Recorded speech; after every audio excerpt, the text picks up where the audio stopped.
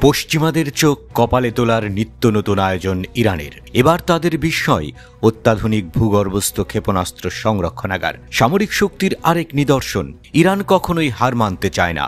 তারা ইসরায়েল যুক্তরাষ্ট্রকে দেখালো নিজেদের ক্ষেপণাস্ত্র শক্তি।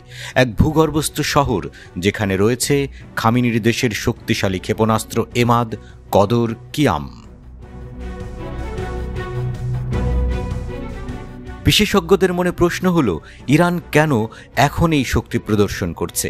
কেন তারা নতুন ক্ষেপণাস্ত্র ঘাঁটি উন্মোচন করেছে, বিশেষ করে এমন সময়ে যখন তারা ইসরায়েল এবং পশ্চিমাদের সঙ্গে ব্যাপক উত্তেজনার মধ্যে রয়েছে? এটা কি শুধুই তাদের প্রতিরক্ষা শক্তি দেখানোর জন্য, নাকি এর পেছনে রয়েছে আরও বড় পরিকল্পনা?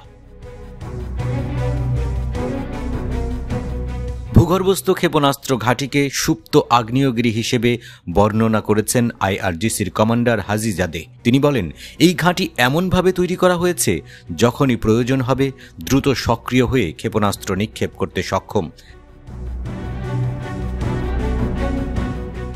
ঘাঁটিটি পাহাড়ের নিচে অবস্থিত। এর শক্তি এমন যে এটি সুপ্ত আগ্নেয়গিরির মতো যে কোনো মুহূর্তে অগ্ন্যুৎপাত করতে পারে। ইরান দাবি করেছে এই ঘাঁটি শুধু তাদের দেশের জন্য নয়, বরং তাদের আঞ্চলিক মিত্রদের সুরক্ষা এবং ইসরায়েলের বিরুদ্ধে প্রতিরোধ তৈরির জন্য গুরুত্বপূর্ণ ভূমিকা পালন করবে। গত কয়েক মাসে ইরান বিভিন্ন সময়ে ইসরায়েলকে হুমকি দিয়েছে এবং তাদের ক্ষেপণাস্ত্র ক্ষমতা বাড়ানোর প্রতিশ্রুতি দিয়েছে। ইরানের জাতীয় টিভিতে দেখানো ফুটেজে বলা হয়েছে, ইরানের নতুন ভূগর্ভস্থ ক্ষেপণাস্ত্র ঘাঁটিতে এমাদ, কদর এবং কিয়ামের মতো অত্যাধুনিক ক্ষেপণাস্ত্র রাখা হয়েছে। এই ক্ষেপণাস্ত্রগুলো তরল জ্বালানিতে চলে। তবে ঘাঁটির বেশিরভাগ অংশ, মানে প্রায় 90%, নিরাপত্তার কারণে প্রকাশ করা হয়নি।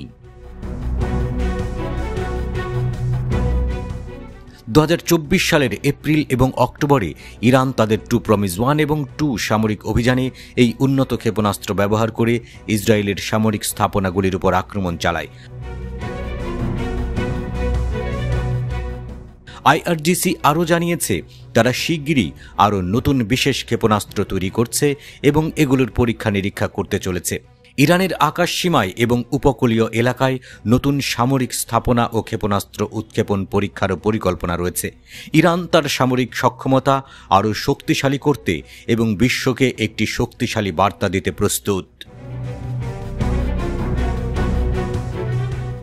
ইরানের সশস্ত্র বাহিনী সম্প্রতি বেশ কয়েকটি যুদ্ধ মহড়া চালিয়েছে, যার মধ্যে তেহরানে 1,10,000 সদস্যের বিশাল মহড়া অন্যতম। ইরান এবং তার আঞ্চলিক মিত্রদের বিরুদ্ধে ইসরায়েলি হামলার আশঙ্কা বাড়ছে। ঠিক তখন ইরান এই ধরনের ক্ষেপণাস্ত্র ঘাঁটি উন্মোচন করে নিজেদের শক্তি প্রদর্শন করতে চাইছে।